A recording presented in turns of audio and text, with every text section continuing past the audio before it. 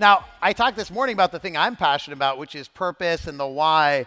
And in my job, I'm so fortunate to get to meet all of you and get to meet not just hear your businesses, but hear your personal stories. A few weeks ago at another event we did, I got to meet somebody who told her personal story about her personal why and also her purpose for her team and how she integrates that together as a leader. So I'm very excited to bring Wendi Sturgis onto the stage. Wendi has spent the past 20 years working in tech, media, and internet. She's currently the Chief Customer Officer at Yext, who just went public. Prior to her role at Yext, she's had executive positions at Oracle, Gartner, Right Media, and Yahoo. And she's just a wonderful, wonderful human being. Really excited to have Wendi on the stage. Thank you, Wendi. Please come up here. Awesome. How are you, my friend? We're hugging. Yes, I'm a hugger. Thank you, Nick. Wow. How's everybody doing? You guys awesome? I'm fired up. I love it. Customer success at a company like Microsoft matters, right? What we do matters. And I thought about it. Nick asked me to put a speech together for the Chief Customer Officer Summit. And this is Nick, right? He said purpose, and he gave me no other direction. Wow, that's like a really interesting challenge to think about. And he and I had a great connection on it, and he asked me to speak to you guys. I hope that when I finish my brief talk with you guys, that you leave with a couple of things to ask yourself. Because when I put this exercise together, I hadn't thought about a lot of these things. And it was such an incredible thing for me to take that time. And I want you guys, and my only purpose in having this presentation is that it makes you think. So, what's the definition of purpose? The reason for which something exists. So think about it. We all get up to work, we go every day. We have a reason why we exist, and we need to understand that.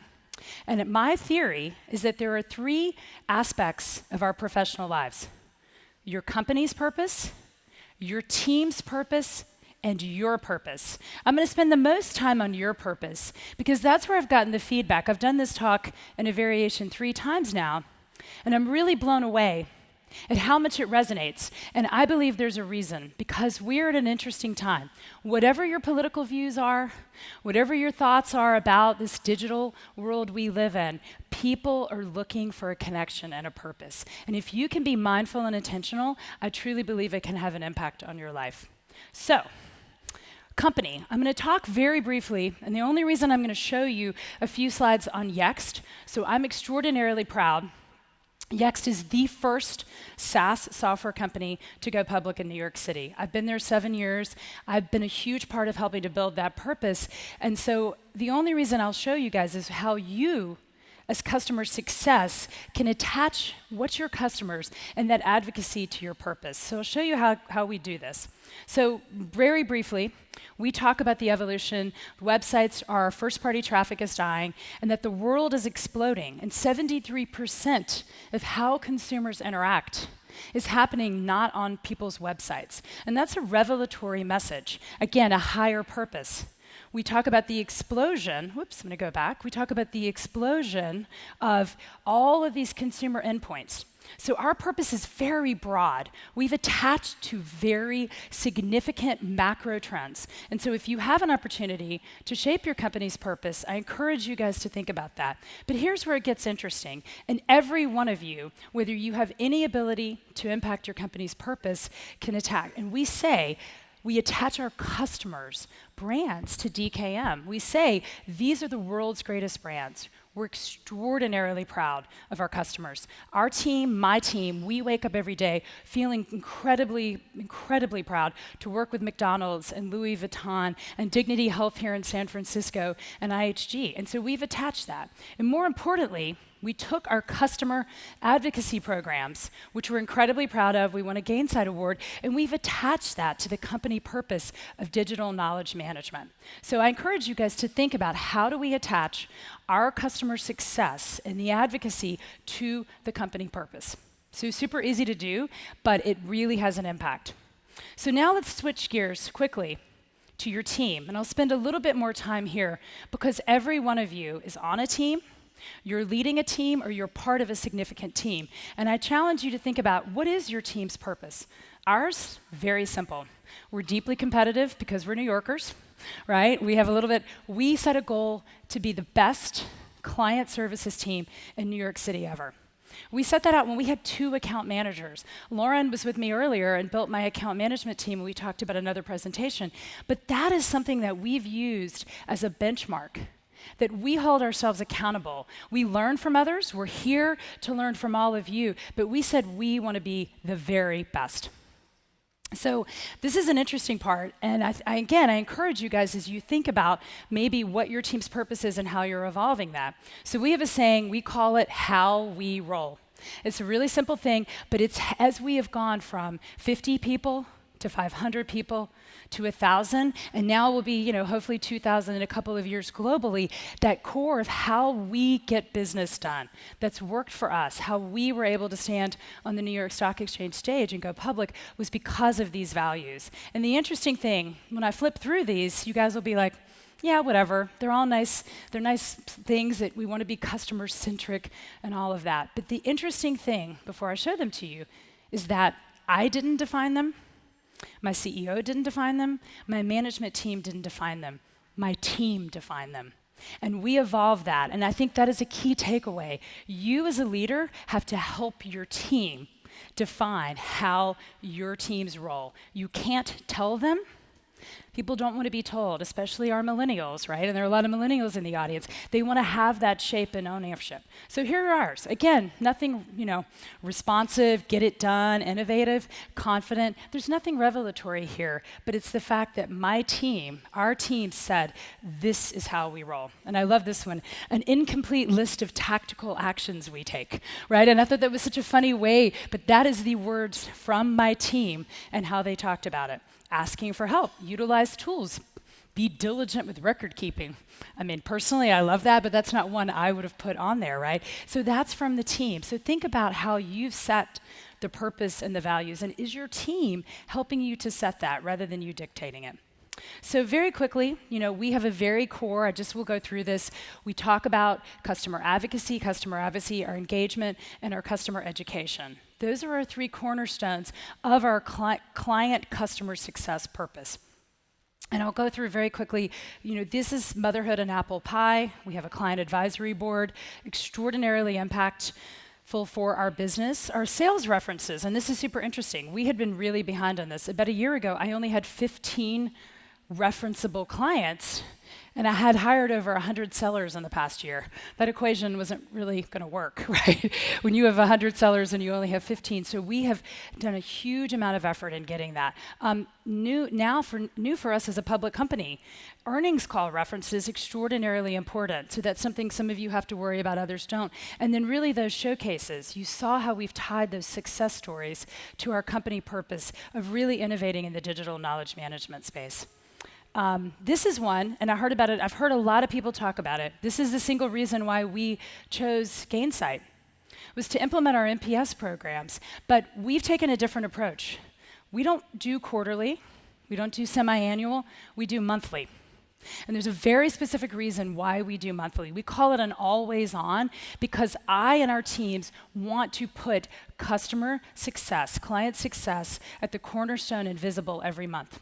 So we review it. We have a weekly all hands called Manifesto, and we talk about it. And I'll share with you in a sec what we just delivered, the most extraordinary NPS we have. We talk about it executive. My team sends it out. So that monthly, keeping it front and center is a huge part of my purpose if we talk about becoming customer-centric companies, what better way than to put this in front of people monthly, not on a quarter or a semi-annual? That doesn't really work. And Skipper, our head of people, some of you may know him, he was Twitter and Groupon. He was really, so again, in getting your other executives, he was the one who really agitated for this and said, this is super important. So last month, our teams delivered a 92 in NPS. Pretty incredible, right? It's amazing. And we made a very big deal about that because that is a huge deal. We send out notes to every single 10 and 9. I had a slew today celebrating that, and that is a huge part of my purpose. So real quickly, we talk about this. I want to bring humanity with process to our teams. Emphasize that human side. You've heard it. I don't need to iterate it. I'll talk about it from a personal, celebrating those NPS wins. My team says to me, no detail. Our executives get their hands dirty. They want to understand. They're not in an office behind a spreadsheet. I can't emphasize genuinely likable people. And so many of you are that, and that's incredibly important. And for us, bringing the geek with fun, we call it that. We're a nerdy company. We're really proud of it. I'm a nerd. And that is a really big part, but we want to have that fun with it. So that's a little bit about us. Gainsight ties it all together for us and has been an extraordinary partner and has really helped us to define it. And our customers agree with us. And our NPS, our G2 crowd scores, I have to hold us accountable if our customers are truly saying that we're delivering on that. So that's our purpose from a team. And the last little bit of time I want to talk about you and how you think about your purpose. And the way that I can do that is to share mine. And I hope in some small way it resonates with you. So this is the landscape I sell into, marketing technology. I don't know how many of you guys sell to marketers. This is a really crowded space, and how you think about your personal brand and your humanity. And for me, I made the decision, I want to work for a great technology company, but I have to find ways to connect with people. And I do that. So Dale Carnegie, how many of you are Winning Friends and Influencing People fans? I see a few hands, not that many. I've done it before. If you haven't read it, it's an old dated book, but everything I'm going to share from here on, this is what Dale Carnegie taught. Right, being genuinely interested, everything we've talked about with humanity, this is not new. This is what is the core of business. And I think that we all believe in this because we're in the customer success profession, but Dale said it all. And if you haven't read the book, it's great. So very quickly, I have two amazing people in my life. This is Rosalie and Mary, and they're my grandmothers. They were born in very poverty-stricken part of South Carolina on farms. They had very little. But they always said to me, and I don't come from a lot of money, very hardworking, but they said something that I've realized later in life has shaped and molded me. They said, there's one thing you can control, Wendi, and that's how you treat people. And to imagine, and I look back, that I was raised, in the South there's a little saying, I would have a finger in my hand, you don't do that. You're raised right. We don't do that. And what I have learned is any success I have had is because of these two ladies and the value set that they taught me and how I treat people. And so I'll leave you guys. These are my purpose.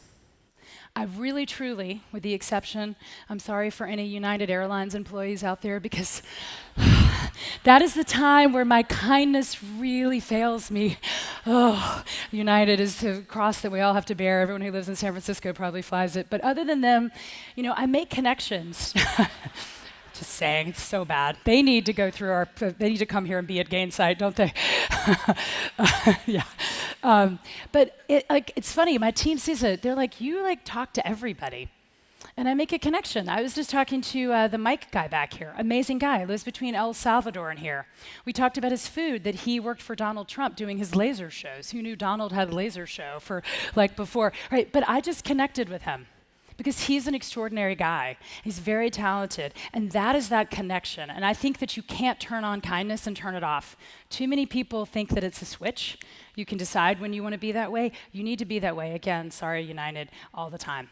I strive to be honest, and it is something that Yext really values. We really, really care about this, and it is an incredibly important core of who I am. So this is an interesting one, and this isn't networking, but I try. I'm not able to do it every week, but I try to take an hour a week to help people. And I don't mean be nice, but sending thank you notes. I'm a huge believer in handwritten thank you notes. It's the Southerner in me.